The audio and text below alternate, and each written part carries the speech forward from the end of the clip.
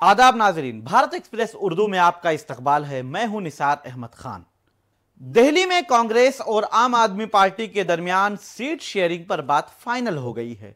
यह India alliance के लिए बड़ी खुशखबरी है। बताया जाता है कि दिल्ली में आम आदमी पार्टी 4 सीटों पर इलेक्शन लड़ सकती है, जबकि कांग्रेस 3 सीटों पर अपने उम्मीदवार उतार सकती है। कांग्रेस मशरकी दिल्ली, शिमाल मशरकी दिल्ली और चांदनी चौक सीट से अपने उम्मीदवार उतारेगी। 2019 के लोकसभा इलेक्शन की अगर बात की जाए तो कांग्रेस ने इन तीनों सीटों पर दूसरी पोजीशन हासिल की थी। इस तरह से कांग्रेस की पोजीशन मजबूत मानी जा रही है। जबकि आम आदमी पार्टी की अगर बात की जाए तो आम आदमी पार्टी नई दिल्ली, शिमाल मगरिबी दिल्ली और जुनूबी दिल्ली की सीटों पर उम्मीदवार उतारेगी, यानी आम आदमी पार्टी के 4 उम्मीदवार होंगे। ताहम दोनों पार्टियों की तरफ से अभी तक इसका बाकायदा ऐलान नहीं किया गया है। उम्मीद की जा रही है कि 1 से 2 दिन के अंदर इसका बाकायदा ऐलान भी कर दिया जाएगा, क्योंकि इत्तेफाक राय हो चुका है। एक दिन पहले ही आम आदमी पार्टी के नेशनल कन्वीनर और दिल्ली के सीएम अरविंद केजरीवाल ने कहा था कि लोकसभा इलेक्शन के लिए दिल्ली में सीटों के तालमेल से मुताल्लिक, यानी सीट शेयरिंग से मुताल्लिक आम आदमी पार्टी और कांग्रेस के दरमियान बातचीत में काफी ताखीर हुई है। हालांकि 1-2 दिन में उन्होंने फैसला लेने की बात कही थी। दोनों पार्टियों के दरमियान यह मुआहदा ऐसे वक्त में तय पाया है जब बुध के रोज यानी 21 फरवरी को ही समाजवादी पार्टी और कांग्रेस ने यूपी और मध्य प्रदेश में बाकायदा तौर पर इत्तेहाद यानी अलायंस का ऐलान किया है। आपको बता दें कि कांग्रेस यूपी में 17 सीटों पर इलेक्शन लड़ेगी, जबकि समाजवादी पार्टी को मध्य प्रदेश में 1 सीट दी गई है और वहां पर अखिलेश यादव अपना 1 उम्मीदवार भी उतारेंगे। दिल्ली में आम आदमी पार्टी और कांग्रेस के दरमियान सीटों पर इत्तेफाक राय बन गया है, तो दूसरी जानिब गुजरात में भी दोनों के दरमियान अलायंस की बात सामने आई है, क्योंकि आम आदमी पार्टी इस पर दावा कर रही थी। कांग्रेस गुजरात में भरूच समेत 2 से 3 सीटें आम आदमी पार्टी को दे सकती है।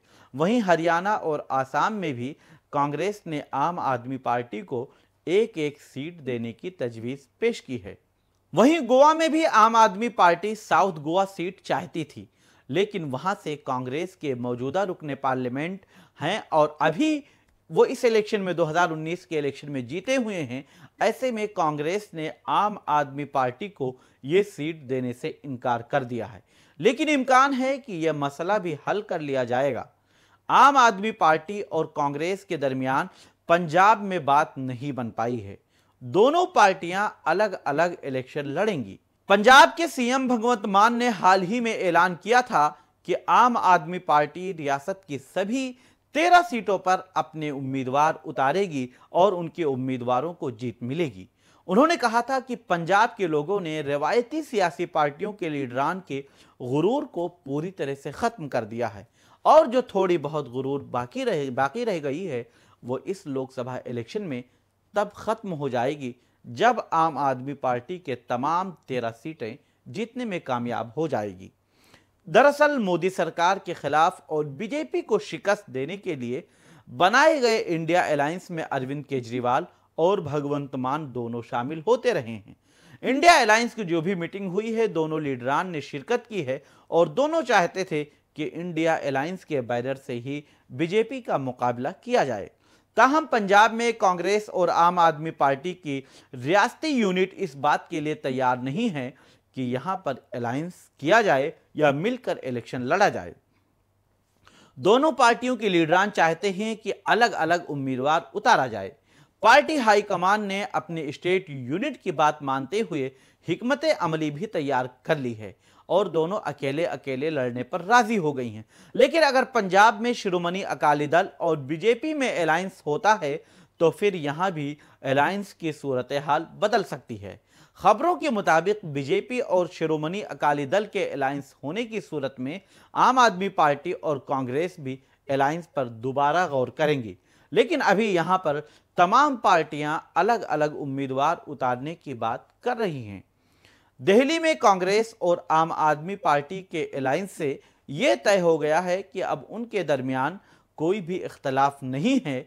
एक वक्त ऐसा भी आया था जब ऐसा लगने लगा था कि पंजाब के बाद दिल्ली में भी दोनों के दरमियान अलायंस नहीं हो पाएगा, बल्कि इंडिया अलायंस टूट जाएगा, क्योंकि आम आदमी पार्टी की तरफ से एक प्रेस कॉन्फ्रेंस के दौरान यह दावा किया गया था कि दिल्ली में कांग्रेस के लिए एक सीट हम छोड़ रहे हैं, यानी 6 सीटों पर आम आदमी पार्टी अपने उम्मीदवार उतारेगी। इस ऐलान के बाद कांग्रेस लीडरान में जबरदस्त नाराजगी देखने को मिली थी, लेकिन चंडीगढ़ मेयर इलेक्शन से सुप्रीम कोर्ट के तारीखी फैसले ने दोनों पार्टियों को एक बार फिर करीब कर दिया। जहां कांग्रेस की मदद से अब चंडीगढ़ में आम आदमी पार्टी के कुलदीप कुमार मेयर की कुर्सी पर फायज हो गए हैं, तो कांग्रेस के लिए एक राहत की बात थी। दिल्ली में दोनों पार्टियों के दरमियान इस अलायंस का फायदा भी मिलने का इम्कान है, क्योंकि यह हरियाणा और चंडीगढ़ में मिल चुका है और गैर बीजेपी वोटों की तकसीम नहीं होने से बीजेपी को नुकसान उठाना पड़ सकता है। बहरहाल ये जो मौजूदा सूरत हाल है और कांग्रेस और आम आदमी पार्टी के दरमियान सीट शेयरिंग की बात है, ये दोनों पार्टियों के लिए काफ़ी खुशाइंद है और बीजेपी से मुकाबला करने के लिए ये एक अच्छी रणनीति या हिकमत अमली बनाई जा चुकी है।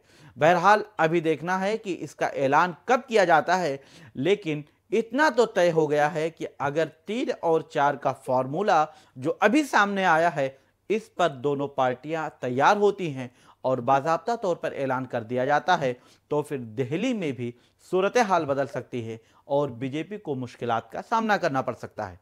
इस सिलसिले में दिल्ली कांग्रेस के रियासती सदर अरविंदर सिंह लवली का भी बयान सामने आया है। उन्होंने मीडिया से बातचीत में यह जरूर कहा है कि कांग्रेस और आम आदमी पार्टी के दरमियान अलायंस तो जरूर होगा, लेकिन मीडिया में जो खबरें आ रही हैं और कभी अलायंस टूटने की बात कही जा रही है, वो बिल्कुल गलत है। हम उस पर यकीन नहीं करते हैं। आइए देखते हैं कि अरविंदर सिंह लवली ने क्या कहा।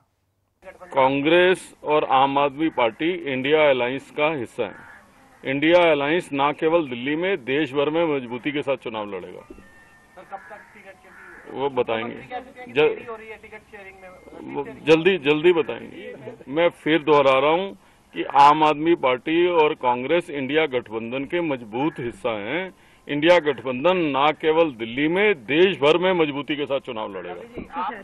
तो आपने सुना कि अरविंदर सिंह लवली का साफ तौर पर कहना है कि आम आदमी पार्टी और कांग्रेस के दरमियान अलायंस जरूर होगा।